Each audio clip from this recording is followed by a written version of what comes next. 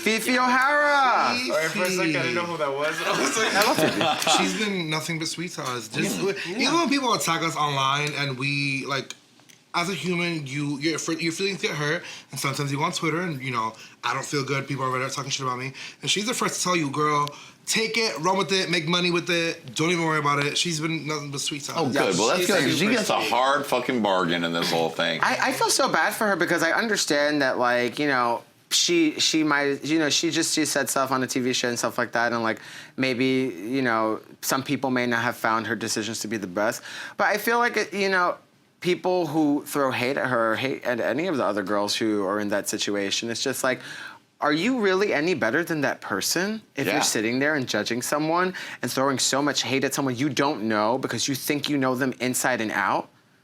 I mean, if we take that into perspective, it's just like, let's be real, you're a dumb bitch. Like, you know, and can't we just focus on some of the amazing things she's done? 365 days of fucking drag? Come on. Like the concert for Puerto Rico. I mean, like she really, she's a great artist. Did she come off great on every season, every moment? No, but is it enough for this kind of attitude? But then again, who did? Not. Even one of the biggest fan favorites, Alyssa Edwards, she was a fucking cunt on her season. And I loved her. Like, come on, she literally called someone poor. She said, Mama, that's a $35 wig. This is human hair. Bitch, that is shady. Yes, it is. But you know what? We love her anyway. And, like, I feel like, you know, some of the girls get the pass and some of them don't. And I don't get it. But you know what?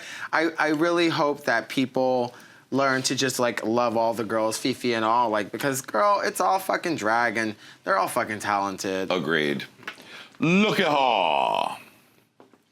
Naomi Smalls. The true mother. The true mother of the House of Aja. Because I'm knockoff. all of us. I'm knockoff Naomi. Oh, right, this right, is of course. Fat Naomi. Oh, wonderful. And that's the horse face. The horse face Naomi. Wow. You know, people always say that we knocked off like Naomi's drag aesthetic, but truth be told, Naomi is honestly just a true connoisseur of makeup, fads and makeup, like, trends. And she knows how to, like, when the bottom lashes were a thing, she came out with them and started doing them. She started doing, like, the real natural brow and making it thick. Yeah. Like, you know, she was doing the hair clips and stuff. Like, girl, it doesn't mean she invented it. She just picked up on these trends and she made them look good. Yes, she did. Because, a lot of queens were doing these trends before and during. It just didn't look good. And, you know, it doesn't mean that we copy stuff. Like, one thing I think that can be really said about the House of Aja is just that, you know, we're young and we're hip and we're on trend. And you know what? If 20 other queens are over there painting their eyebrows a certain way, so are we. And it doesn't mean we're copying. Bitch, we're following a trend. And also, we're team talent. It doesn't matter what we look like because we can turn the party.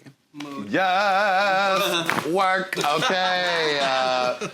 Just a couple more. Look at her. Shangela!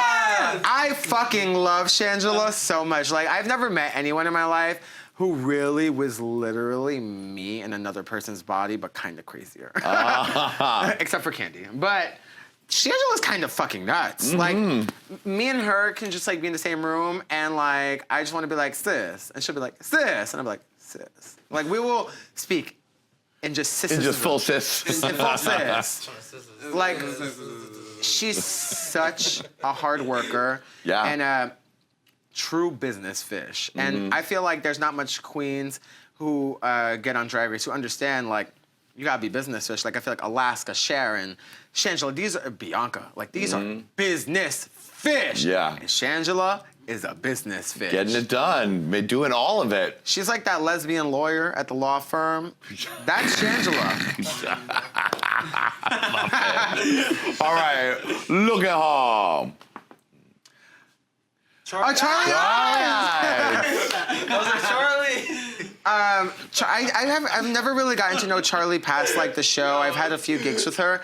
I would love to know her more because I feel like my only actual, like, memories with Charlie, besides that one time we had that gig with her, is RuPaul saying, "Didn't you have diarrhea that day?"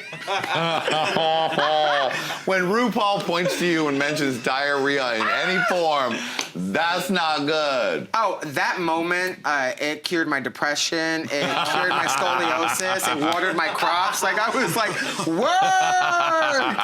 And the fact was that she even agreed and said yes. And I said, what? That's when you know that, like, it's like when the second coming of Jesus comes down and says, you shitted on yourself. You're just like, I'm not going to say nothing but yes. Oh, Charlie. Now, you were still there when she was doing the standstill performance.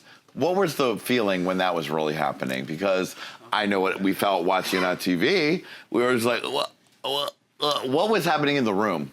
I was turned. I was looking toward the front. I was sitting there like, I don't want to go. But then, like, I look to the side, and I see, like, what kind of looked like the back of a Dementor robe, because she had this long black robe. Right. And I see this, like, floating wig, and, like, I see fingers.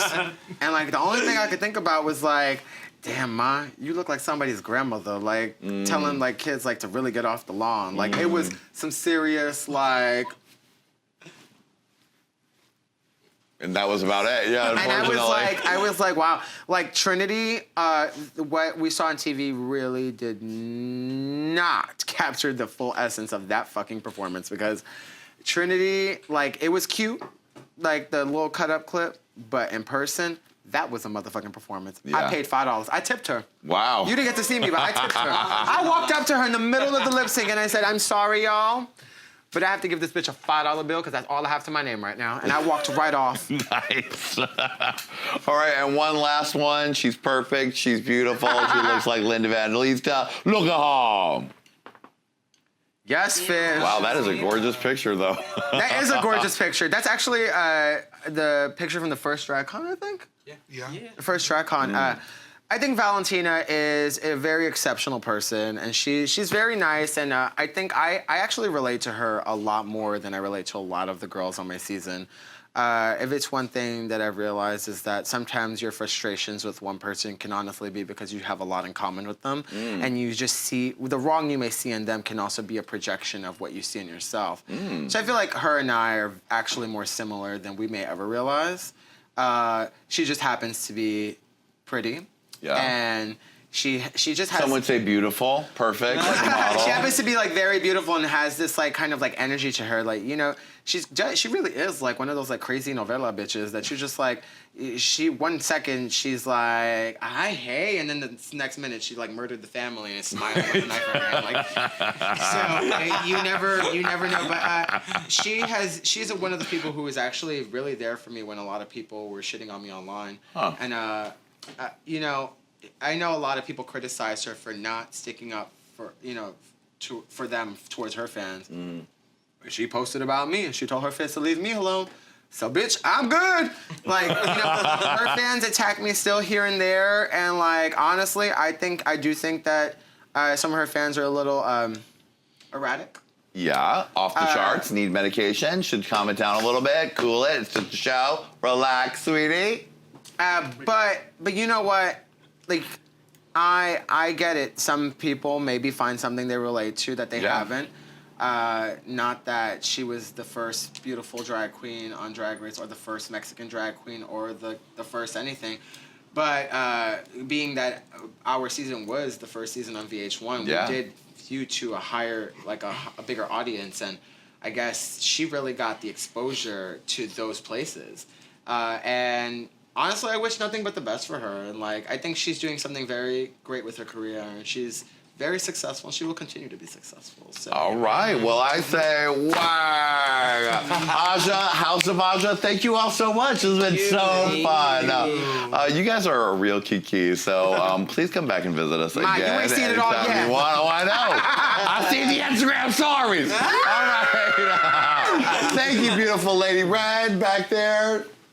Bye. And we'll see all of you next time on Hey Qween and Look Out. Bye, baby. Look Out. Give it to him, Aja. And me. Look at her. Lady Red, yes. Look at her. House of Aja. Look at her. Bye, everybody. Look at her. For part 2 of Look at Her, click here. For more incredible episodes of Look at Her, click down here. And don't forget to subscribe.